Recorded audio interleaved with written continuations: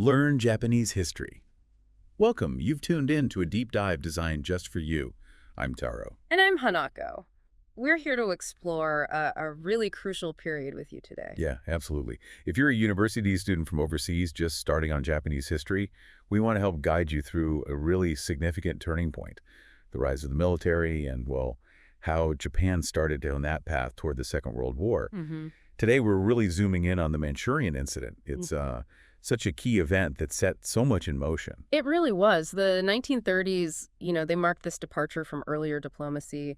Tensions were definitely ramping up, especially with this growing anti-Japanese feeling in China. Right. And that created this sense of urgency, almost a crisis feeling in Japan about its interests, its long-held interests in Manchuria. Exactly. So our goal in this deep dive is to kind of unravel how these pressures just erupted into this major crisis and, understand what happened right afterwards, the immediate consequences. So let's start maybe early 1930s. There's this palpable anxiety in Japan about its position in Manchuria, like you said. Diplomatic efforts, they seem to be stalling out. Yeah. And within the Japanese army, a specific view seems to be gaining ground, right? That's right. This idea that, well, maybe military action is the only way, that it might be necessary to protect Japan's interests, that was definitely becoming more prominent, especially, within certain factions of the army. Which brings us straight to the Kwantung Army. That's the Japanese force stationed over there in Manchuria, ostensibly to guard the South Manchurian Railway. Right, the railway guards. But it sounds like the Kwantung Army had ambitions a bit beyond just guarding the railway. Oh, precisely. Yeah, they were driven by this really strong desire to secure Japan's, strategic and economic stakes in Manchuria. And they basically came up with a plan to seize control of the whole region by force. Wow. And this leads us, directly to the Manchurian incident itself, which kicks off September 18th, 1931. Okay, so that's the date. And the event that actually triggered it all was the Mukden incident, sometimes called the Luxiao Lake incident. Can you break down what happened that night? Sure. So on that evening, a small section of the South Manchurian railway track near Fengxian, which is modern-day Mukden, it was bombed. Okay. But here's the kicker. What's pretty clear now is that the Kwantung Army itself planned and executed this bombing. They bombed their own railway. Yeah. That seems incredibly bold, deceptive too. It was a huge gamble, definitely, a calculated risk, but they immediately and falsely blamed Chinese forces for the explosion. Okay, so that gave them the excuse. Exactly. The perfect pretext they needed to launch military action. They started attacking Chinese troops near Fengxian almost immediately. And this wasn't just, a minor border clash. It really signaled this fundamental shift with the military starting to call the shots over the civilian government. It's interesting you mentioned the different names for the location, too. Luxiao Lake versus Luxiaogu. There's a story there. Yeah, it's a small detail, but kind of fascinating. Shows how messy the reporting was. Initially, it often got called the Lutiagu incident. But later research points to a newspaper reporter, someone sending news back to the Tokyo Asahi Shimbun, maybe mishearing Lujiaotun, the actual nearby place, as Lutiagu. Huh. Yeah. So just a simple misunderstanding in relaying the info. Well, possibly partly that, but it gets a bit more complicated. It seems the Kwantung Army itself, in their first announcement about the incident, also mistakenly called the location Luqiaogu. They might have confused it with Lujiaotun, which is near Luqiao Lake. Okay, so a mix of factors. Yeah, a combination. But honestly, regardless of the exact spot on the map, the bombing did exactly what the Kwantung Army wanted it to do. Right, so the bomb goes off, the Kwantung Army attacks. What's the reaction back in Tokyo from the government? Well, when the news hits Tokyo, the Second Wakatsuki cabinet, they quickly declared a policy of non-expansion. That was the official line. Non-expansion, okay. Yeah, basically trying to put the brakes on, limit the military's actions, stop it from becoming a bigger war, both for, domestic reasons and internationally. But that non-expansion policy Yeah. didn't exactly work out, did it? Not even close, no. The Kwantung Army just completely ignored the directives coming from Tokyo. They just kept going, expanding their military operations all over Manchuria. Wow. It really throws into sharp relief this growing problem, right? The civilian government just wasn't controlling the military anymore. The military was becoming more and more assertive.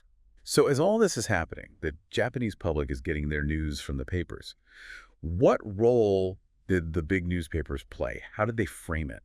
That's a huge part of the story. The major papers, the Tokyo Asahi, Osaka Asahi, Tokyo Jinichi, Osaka Minchi, they had massive circulations, millions of readers potentially every day. Huge influence. Absolutely. And for a while, they'd actually been publishing articles warning about a potential crisis in Manchuria and Mongolia, kind of setting the stage, you could say. So the public was already sort of expecting something, or at least concerned about the region. Exactly. They were primed. So when the Manchurian incident actually happened, these big newspapers just overwhelmingly backed the military's actions, like completely. No hesitation. Very little, it seems. Their front pages were suddenly filled with these, enthusiastic articles, photos. They reported pretty definitively that the railway bombing was a planned action by the Chinese side. Wow. Okay, so they just repeated the Kwantung Army's line? Pretty much, yeah. They blamed China and just ran this enthusiastic campaign supporting the military. It really shows you the power of the media, doesn't it? Even back then, shaping opinion, putting pressure on leaders. It's a lesson that still feels relevant today. It sounds like a really unified and powerful media narrative. It absolutely was. They even put out special newspaper extras, with dramatic photos allegedly from the front lines. And then there were newsreels in cinemas. Ah, right, the visual. Exactly. Showing the Japanese army occupying more and more territory in Manchuria. All this stuff just fueled public excitement and support. This constant stream of pro-military information really shaped how people saw the whole thing. And I imagine this strong public mood, whipped up by the media, must have put immense pressure on the Wakatsuki government. Oh, absolutely. You had papers like the Tokyo Nichinichi Shimbun running editorials basically demanding the government take a firm stand. No weakness. So pushing them away from that initial non-expansion idea. Totally. They argued the public wanted a strong response, that the government needed to fully back the military, which, of course, flew right in the face of what the government initially tried to do. And how did people like Foreign Minister Shidahara react? He was known for cooperative diplomacy, wasn't he? Exactly. Shidahara openly criticized this kind of nationalistic rhetoric in the papers. He called it narrow-minded xenophobia. But his view and the government's policy of trying to limit the conflict, it just lost ground. The public was being swept along by this pro-military tide fueled by the press. So the government's caught between a military acting independently and public opinion swayed by the media. I guess that explains why the Wakatsuki cabinet didn't last long after this. Yes, that's exactly right. They just couldn't control the Kwantung Army, and they lost public support because they weren't seen as being strong enough. They ended up resigning in December 1931. And that resignation, it really signifies the military gaining even more political clout, doesn't it? A huge step up in their influence over actual political decisions, yes. So the civilian government is weakened. The military is basically running the show in Manchuria. What happens next? The establishment of Manchukuo. Right. Over the next roughly 6 months, the Japanese military consolidated its grip on the key parts of Manchuria. Then, in March 1932, they formally declared the establishment of this new state, Manchukuo. And they installed Puyi, the last king emperor, as the head of state. They did, initially as chief executive, and later he was made emperor. So on the surface, it looked like, an independent country being born. But only on the surface. Exactly. That was just the facade. In reality, all the real power, military, diplomacy, internal affairs, you name it, it was held by the Kwantung Army and Japanese officials pulling the strings behind the scenes. So, effectively a puppet state. For all intents and purposes, yes. It was a state under Japan's de facto control. And this move, well, it didn't go down well internationally, as you can imagine. No, I bet not. The international community must have seen it as a pretty blatant violation of agreements. Absolutely. It was widely condemned. People pointed to the Pact of Paris, the Kellogg-Briand Pact, meant to outlaw war, and the Nine Power Treaty, which was supposed to guarantee China's territorial integrity. Japan's actions look like a clear violation of both. While all this is happening in Manchuria and internationally, things were also getting pretty unstable inside Japan, weren't they? Politically. Yes, definitely. This period sees a significant rise in political instability back home, which actually further cements the military's growing power. You mean the rise of more radical groups? Exactly. Within parts of the military, but also among various civilian nationalist groups, there was this growing frustration. They started blaming the established political parties and the big business conglomerates, the zaibatsu. Right, the powerful financial groups. Yeah, blaming them for what they saw as, national crises, economic hardship for ordinary people, all the country's problems. And this frustration didn't just stay as talk, did it? There were actual violent incidents. Indeed, things got quite extreme. Just in 1931, you had two attempted coups d'etat, the March incident and the October incident. Actual attempts to overthrow the government. Yes, aimed at getting rid of the party cabinet system and putting a military government in charge. Now, both those specific attempts failed in the end. But the underlying sentiment, the violence, it continued? Tragically, yes, it didn't stop there. In February and March of 1932, you had these assassinations. Former finance minister Genosuke Inu and then Takuma Dan, who is the head of the very powerful Mitsui-go-me Kaisha. Assassinated. Yes, targeted killings of major figures in politics and business. This became known as the Lead of Blood incident. That's chilling. And then, just a couple months later, the May 15th incident, which was even bigger. Right. May 15th, 1932. A group of young naval officers stormed the prime minister's official residence, and they assassinated the prime minister, Inukai Tsuyoshi. The prime minister himself. Yes. And there's this famous or infamous exchange reported from his final moments. He apparently said, "If we talk, we will understand." Trying to reason with them. Yeah. But the assassins supposedly replied, "No need for talk." It just perfectly captures the breakdown, the rejection of political dialogue in favor of violence. Wow. That's incredibly stark. And killing the prime minister, that must have had huge political repercussions. Massive. Inukai's assassination immediately brought down his cabinet. And the army, well, they came out very strongly against letting another party-led government take over. So the military used the assassination to push against the party system itself. Absolutely. In that really tense atmosphere, the elder statesman, Kinmochi Sayonji, a key advisor figure, he recommended Navy Admiral Makoto Saito as the next prime minister. Saito was seen as maybe a more moderate figure, someone who could potentially bridge gaps. He was not a party politician, but a military man, though seen as moderate, Yeah. trying to find some stability. Exactly. Saito then formed what was called a National Unity Cabinet. It had members from the military, yes, but also from the bureaucracy, from the political parties, even the House of Peers. A real mix. But this wasn't a party cabinet in the old sense. No.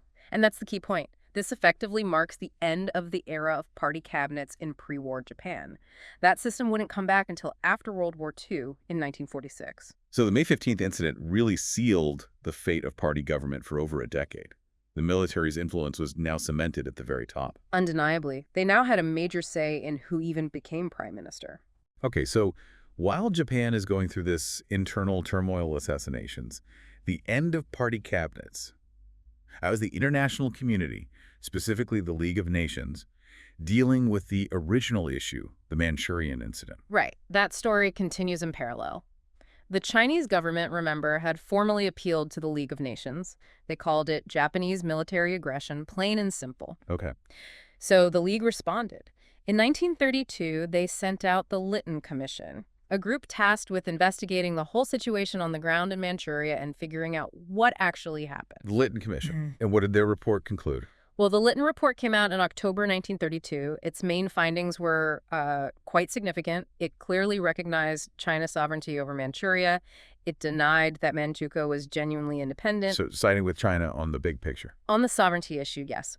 But it also acknowledged that Japan did have special interests in the region, economic, historical ties, that sort of thing. And it proposed a kind of compromise.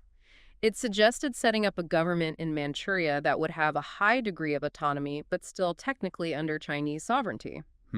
So trying to find some middle ground, maybe appease both sides a little, how did Japan react to that proposal? Well, even before the Lytton Report was officially published, the Saito cabinet in Japan, remember, the National Unity Cabinet under heavy military influence and facing strong public opinion backing the Manchuria actions, they made a decisive move. What did they do? They signed the Japan-Manchukuo Protocol.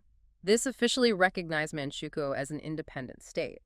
Doing this right before the Lytton Report came out was basically Japan preemptively rejecting the League's likely recommendations. So a deliberate act of defiance against the expected international consensus. Absolutely. It was a very clear signal that Japan was increasingly willing to just go its own way, regardless of what international bodies thought. And the League of Nations.